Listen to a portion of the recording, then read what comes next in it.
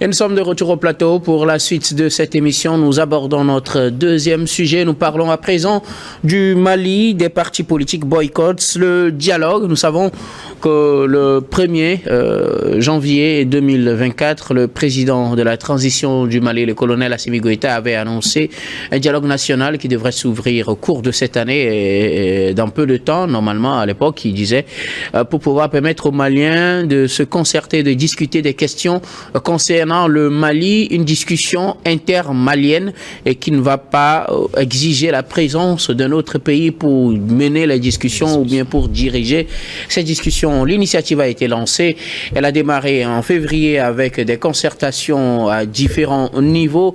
Ce lundi a pris fin à la concertation au niveau des régions et donc ce qui va ouvrir le dialogue national incessamment, sauf que dans le parcours pour arriver à cette concertation nationale, on a vécu plusieurs situations qui ne sont pas vraiment du goût de certaines tendances.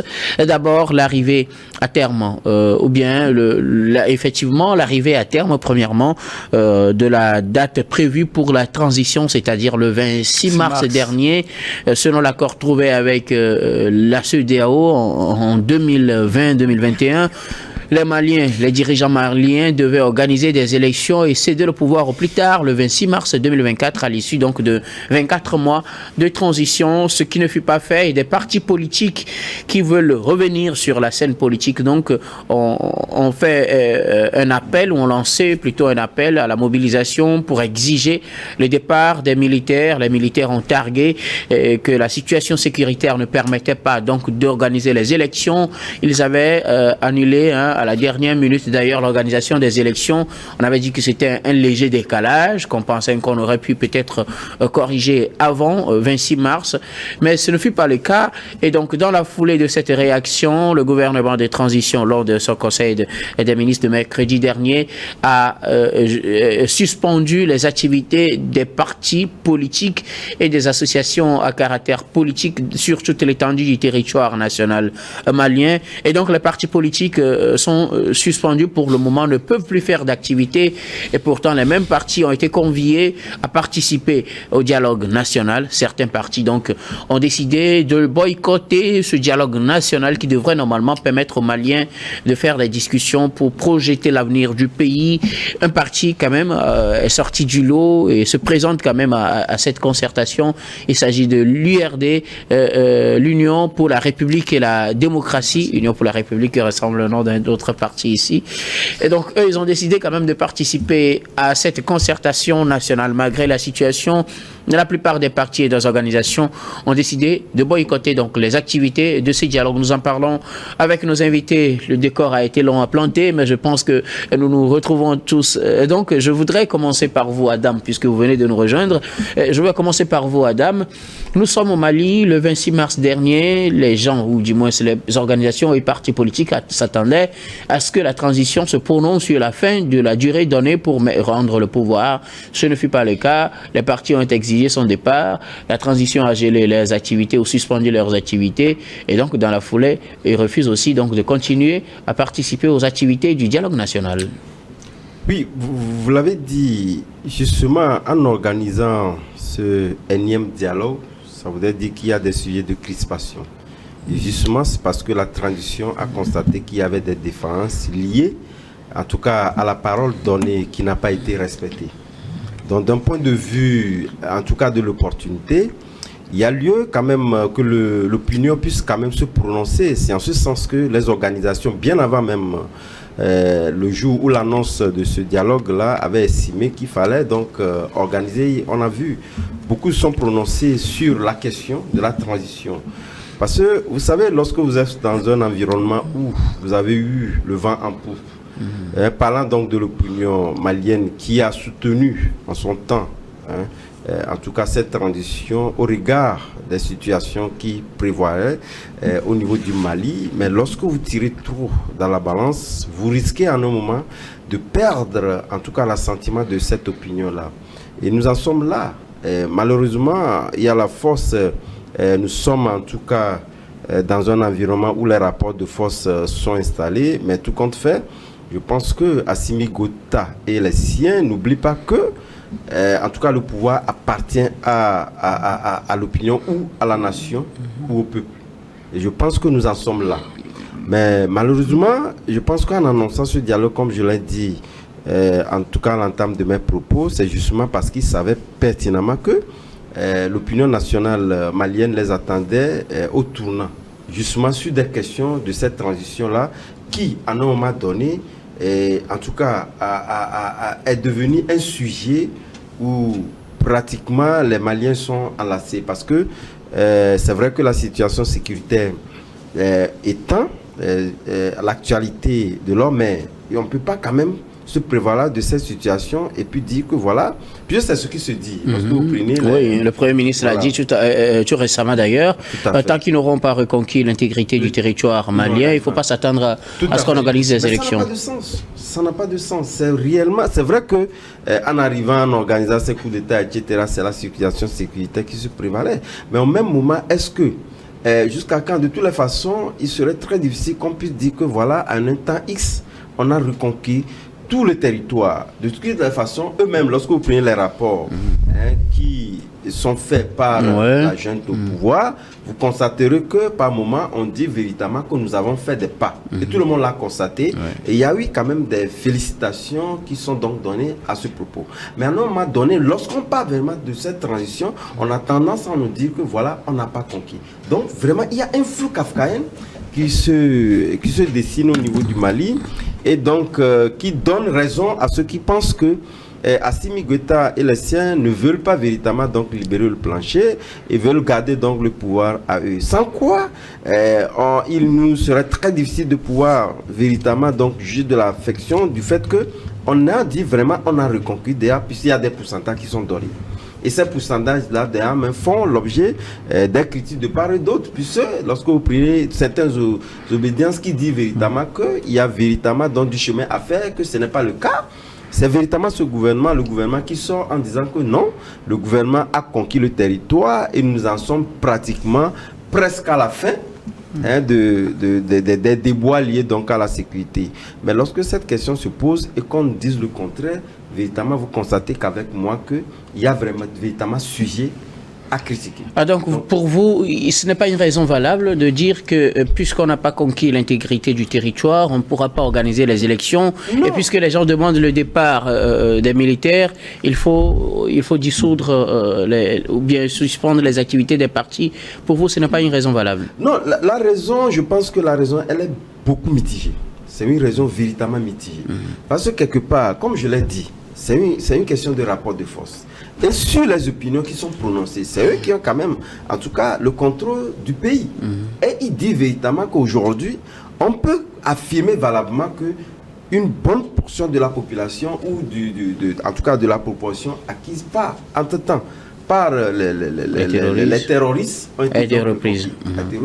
Donc je pense qu'à partir du moment où eux-mêmes se prononcent là-dessus, il va de soi qu'on puisse véritablement donc parler de l'organisation des élections. Aujourd'hui, véritablement, on sait que le Mali, en tout cas, jusqu'à un instant T, ne fait plus partie de la CEDEAO, qui était de l'instance qui mettait la pression et qui demandait, en tout cas, d'une manière ou d'une autre, les comptes. Peut-être c'est caricatural.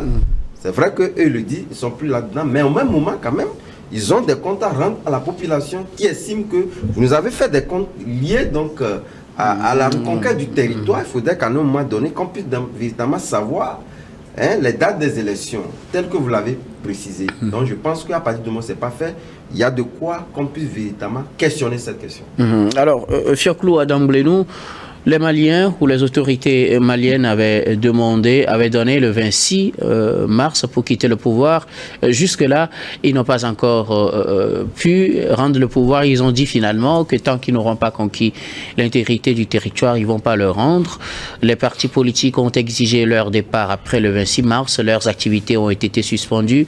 En conséquence, les partis décident de ne plus participer au dialogue national qui a été lancé en début d'année par le président de la transition, Assimi Goïta. Oui, il est vrai que la date du 26 mars a été donnée à la CEDEAO pour la fin de la transition. Malheureusement, il s'est fait que depuis quelques mois, le Mali ne fait plus partie de la CEDEAO. Le Mali a rejoint l'AES et le gouvernement de la transition ne tient plus compte de cette injonction de la CEDEAO, de cette promesse faite au peuple malien. Ils sont là. De cette promesse faite au peuple malien ou à la CEDEAO? À la CEDEAO et au peuple malien. Okay. Aux deux en même temps. Okay. Aujourd'hui, la décision de suspendre les activités des partis politiques et associations à caractère politique au Mali est une mauvaise décision du colonel Assimi Goïta, chef de la transition. Pourquoi? Puisque ces partis demandent le départ des militaires, or ils savent que les militaires n'ont pas encore atteint l'objectif pour lequel ils sont venus. Les militaires sont là pour reconquérir l'intégrité du territoire malien. Conquis, et les territoires oui, conquis par les terroristes. Les terroristes. Et au cours de cette dernière semaine, ils ont récupéré une grande partie de leur territoire. Ils ont dit que la conquête de Kidal ne veut pas dire que c'est la fin du terrorisme au Mali. Puisque le terrorisme continue au Mali. Oui. Moi, je pense que une fois que cette sortie de la CEDEAO est hâtée, le gouvernement de la transition doit concerter les partis politiques et la société civile pour leur donner leur position actuelle. Par rapport à la fin de la transition ou bien par rapport à la gestion du pays? Par rapport à la gestion du pays, y compris la fin de la transition du 26 mars qui a été annoncée en temps la CEDEAO. Peut-être que ça sera dit lors des concertations nationales. Mais voilà que les partis quittent la concertation. Avant la concertation nationale, ils devaient faire ça en amont. Okay. Une fois que le gouvernement malien a dit qu'il n'est plus lié à la CEDEAO, il fallait que cette information soit donnée aux partis politiques. Constitue l'opinion par rapport aux engagements pris avec la CEDEAO. Avec la CEDEAO qui a été dénoncé et reparti sur une nouvelle base. Tel n'a pas été le cas. Et c'est pourquoi je dis que cette mesure de suspension des activités des partis politiques, annule la liberté d'expression et la vie d'un pays est animée par les partis politiques. Quand ils optent pour cette voie, c'est que le pouvoir militaire incarne la dictature. Or, on est en train de combattre la dictature coloniale, donc il ne faut pas que ces pays africains installent la dictature africaine. C'est pourquoi moi je dis je ne supporte pas, ou bien je dis que cette Vous êtes contre leur décision de suspendre les activités des partis politiques et des associations à caractère politique. Maintenant, ces partis ont décidé de ne plus participer au dialogue. Vous êtes pour? Je suis pour. Parce que on ne peut pas battre un enfant et l'empêcher de pleurer. Mais là, finalement, est-ce qu'on ne se retrouve pas dans un autre vide où ceux avec qui on doit dialoguer ne participent pas au dialogue et aussi ne peuvent pas faire leurs activités? Finalement, est-ce que ce n'est pas un boulevard ouvert qu'on donne à la transition de faire ce qu'elle veut finalement? Ce n'est pas les partis politiques qui donnent un boulevard à la transition. Puisqu'ils ne vont plus à la discussion. C'est le pouvoir même qui ne veut pas que les partis politiques interviennent sur la gestion du pays. Or, ils ont droit sur la gestion du pays. Les partis politiques ont l'obligation de dire ce qu'ils constatent. C'est qu'ils ont constaté que les militaires ne veulent pas lâcher. Pour les élections, moi je dis que la situation n'est pas encore très mieux pour faire une élection comme on l'a fait en Centrafrique. Nous sommes dans un pays... Là, vous êtes du même avis que les militaires. Ce n'est pas encore le moment de faire des élections. Maintenant, qu'est-ce que vous leur reprochez? Le fait de ne l'avoir pas dit plus tôt? Plus tôt. Parce que il faut toujours discuter. Le dialogue amène toujours au bon port. Et les partis politiques aussi sont en droit de réclamer qu'il y ait une discussion et non de dire que la transition est terminée pour que la transition puisse quitter le pouvoir. Ils ont quelle force pour affronter le parti et le gouvernement de transition militaire? Comme l'a dit Adam, c'est une question de rapport de force. Et ce rapport de force est toujours à l'avantage de la transition. Mais je regrette que la transition n'avait pas pris la mesure de discuter en amont cette situation avec la société civile et les partis politiques. Alors, si je vous comprends bien, pour récapituler, vous êtes contre le fait que la transition ne s'est pas prononcée plutôt sur la nouvelle décision concernant la date de la fin de la transition, mais vous êtes aussi d'accord que les partis-là quittent les concertations, mais vous n'êtes pas d'accord qu'ils exigent quand même la fin de la transition parce qu'ils n'ont pas la force d'exiger cela. Finalement, vous avez des positions un peu... Je reviendrai tout à l'heure à vous, Jayen. Alors, Gabin Adjaro, nous sommes au Mali le 26 mars. Les militaires avaient promis normalement de céder le pouvoir. C'était en 2020-2021 qu'ils ont fait cette promesse avec le deuxième coup d'État d'Assimi Goïta, bien sûr. Et finalement, le 26 mars, cela n'a pas été fait. Les partis politiques ont exigé le départ des militaires en conférence Conseil des ministres. Ils suspendent les activités de ces partis politiques sur toute l'étendue du territoire national. Eh bien, les partis décident aussi, en conséquence, de ne pas participer au dialogue qui a été annoncé depuis le début d'année et qui devrait permettre normalement aux Maliens de se retrouver autour de la table des discussions et se prononcer sur l'avenir de leur pays. Oui, pour moi c'est assez triste, hein, cette période qui est en train de traverser le Mali, parce qu'on ne devait pas en arriver là. Nous savions tous qu'organiser une élection présidentielle dans cette situation-là est un peu difficile. Et on peut à tout moment demander un rallonge de la part du gouvernement de transition pour permettre à ce que les choses soient bien faites et surtout qu'on arrive à reconquérir un pan encore plus large du territoire national avant de penser à organiser les élections, surtout qu'il y a certaines zones dans lesquelles, même lors du référendum, on n'a pas pu organiser, on n'a pas pu voter. Officiellement, le référendum n'a couvert que 32%. On a eu un taux de participation de 32%. Donc, oui, donc depuis lors, il y a un travail qui a été fait et puis il y a un pan assez important du territoire national qui a été reconquis aussi. Donc on peut dire qu'il y a un travail qui est en train d'être fait. Maintenant, là où je reproche à Assimi Goïta et à son équipe le manque de communication, surtout un certain léviathanisme. Je ne sais pas s'il faut parler aujourd'hui de loi martiale, parce que là, ils ont pratiquement suspendu et les activités des partis politiques et des associations politiques et aussi des médias qui ne peuvent plus parler même des activités des partis politiques. Donc alors là, c'est assez compliqué. On ne peut pas être dans un état comme ça. Le Mali, quoi qu'on dise, appartient à tous les Maliens. Et les leaders de ces partis politiques et associations, et même des médias, ce sont des Maliens. Et ce sont des gens qui aussi veulent à ce que le Mali arrive à reconquérir la plupart du territoire malien. Je ne pense pas qu'il y ait un Malien qui dise aujourd'hui que non, nous, on veut que les terroristes ou bien les rebelles viennent, occupent 50% ou bien 70% de l'État malien. Non, je ne pense pas. Mais tout doit se faire dans la discussion. Il ne faut pas mépriser certaines personnes. Les leaders des partis politiques, pour eux, c'est la vie politique. Ce sont eux qui animent la vie politique de la nation. Et c'est à eux qui a dévolu le rôle de jouer les dirigeants même du pays. Maintenant, s'il y a une situation exceptionnelle qui est intervenue et ces gens-là se sont tués pendant un certain moment, la meilleure des choses à faire, c'est de les mettre à contribution. Vous ne pouvez pas les écarter. Mais on a vu que Assimi Goïta, il a écarté certaines personnes. Il s'est allié avec Choguel Kokala Maïga, qui lui aussi est un leader de parti politique. Mais qui finalement n'a plus sa place dans ce gouvernement-là. Donc pratiquement, on a évincé tous les leaders politiques. Aujourd'hui, on est en train de diriger tout seul. Comme je l'ai dit, c'est un système de léviathanisme aujourd'hui qui est en train d'être organisé au Mali. Assimi Goïta, il doit jouer au rassembleur. Il ne faut pas créer une tension interne qui va occasionner une crise interne et aussi affronter les terroristes et rebelles qui viennent de l'extérieur aussi. Ce n'est pas du tout normal. Il faut créer une paix intérieure. Et qu'est-ce qu'il faut faire? Si ce genre de dialogue doit arriver, il faut faire des consultations en amont. Approcher ces gens-là parce que ce sont des leaders. Les consultations ont commencé depuis la phase régionale est terminée d'ailleurs. Quel genre de consultation? Il faut rassembler les gens autour d'un projet malien, autour de la souveraineté du projet malien. Et surtout leur faire comprendre que, vous savez, on n'est pas en train de vous évincer. On n'est pas en train de vous interdire quoi que ce soit. Maintenant, ça s'est passé dans plusieurs pays, même au Togo. quand on a commencé la lutte antiterroriste, qu'est-ce qu'on a fait?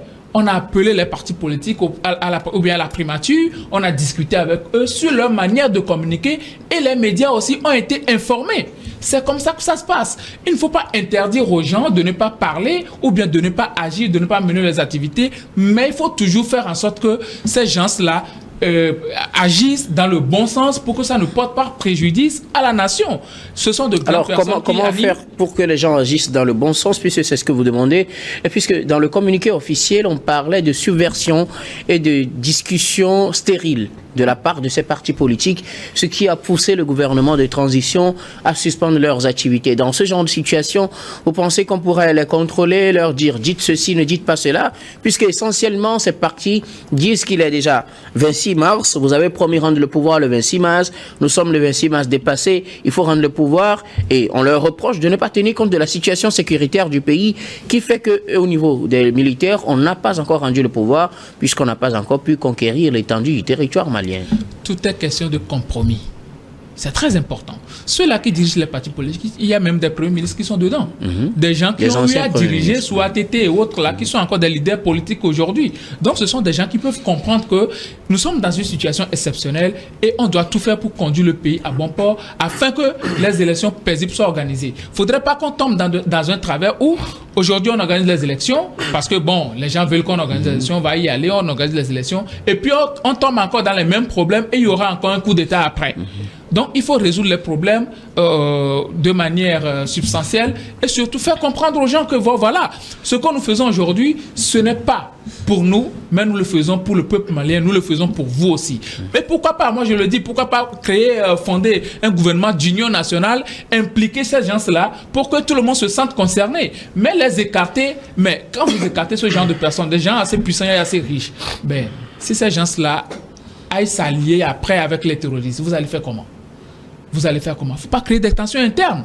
Autant on encourage Assimi Goïta pour ce qu'il fait, pour le travail qu'il est en train de faire sur le terrain, mais au même moment, tous ceux-là qui sont des Maliens, y compris ceux-là qui sont des leaders de partis politiques, des associations, des associations politiques et aussi des médias, il faut les mettre à contribution pour que le Mali s'en sorte gagnant. C'est ce qui compte aujourd'hui. Ce n'est pas un problème de personne. Ce n'est pas ni un problème d'Assimi Goïta ou bien de qui que ce soit, mais c'est un problème malien. Et il faut que tous les Maliens s'asseyent autour pour résoudre le problème. Il y a eu le cas d'ICO qui n'a pas été jusque-là élucidé. Il ne faut pas continuer à créer des tensions au sein du peuple malien. Parce que quoi qu'on dise, ces leaders de partis politiques-là, ils ont des sympathisants. Ils ont des membres. Alors, il faut dire aussi que même si c'est minime, même si c'est minoritaire, c'est certains Maliens qui seront fâchés contre ce que Assimi Goïta est en train de faire. Alors, Adam Adjronou, finalement, ces partis, puisque on a suspendu leurs activités, ont décidé de ne plus participer au dialogue national, n'est-ce pas? Le boulevard donné finalement aux participants de décider en faveur des militaires, puisque ceux qui y vont sont, pour certains, acquis à la cause des militaires. Bon, on aura comme l'impression, c'est le cas, mais c'est que nous sommes en phase d'une sorte de blocage total. C'est vrai que ce sont des décideurs, ils sont en train de donner leur avis sur l'orientation de la gouvernance du pays, mais au même moment, n'oubliez pas que lorsqu'on nous parlons des forces vives, c'est justement ce que vous gouvernez. Et naturellement, ceux-là ont leur avis sur la gouvernance, puisque avant que vous n'ayez en tout cas les mains libres pour gouverner, il faudrait véritablement donc compter sur ces acteurs-là. Et lorsqu'on les ignore, puisque c'est le cas actuellement, mais au même moment, lorsqu'on est dans une situation d'impasse, puisque c'est également ce qu'expriment, en tout cas ces mouvements et associations, au même moment, le pays est pratiquement dans une situation de blocage. Et cela n'avantage ni l'un ni l'autre. Ce qu'il faudrait véritablement que, en tout cas, les gouvernants puissent arriver à faire langue avec ces acteurs-là et trouver des issues de sortie pour véritablement faire en sorte que le Mali soit gagnant. Sans quoi, je pense que cette situation de blocage risquerait. Quoi qu'il en soit, les gens ont la force, etc. Il y a l'opinion qui les soutient, mais au même moment, ça n'avantage ni l'un ni l'autre. Ok, merci beaucoup. À vous, Adam Adjronou. Joyen Choclou, Adam Lenou, quelque chose à ajouter en boulevard pour les Maliens ou pour les participants au dialogue de décider en faveur des militaires, puisque la plupart sont acquis à leur cause? Non, moi je vois dans cette situation que M. Assimi Goïta divise plus le pays.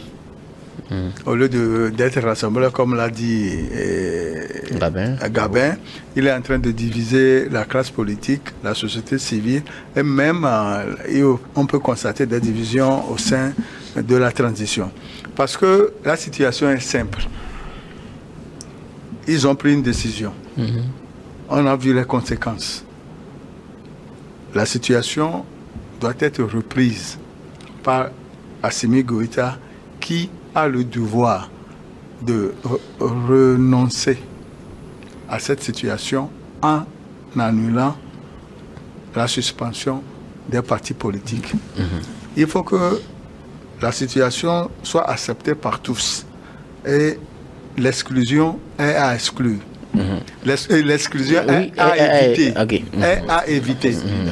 Est à éviter. Et il est en train d'exclure des gens qui sont là en politique avant qu'ils ne prennent le pouvoir.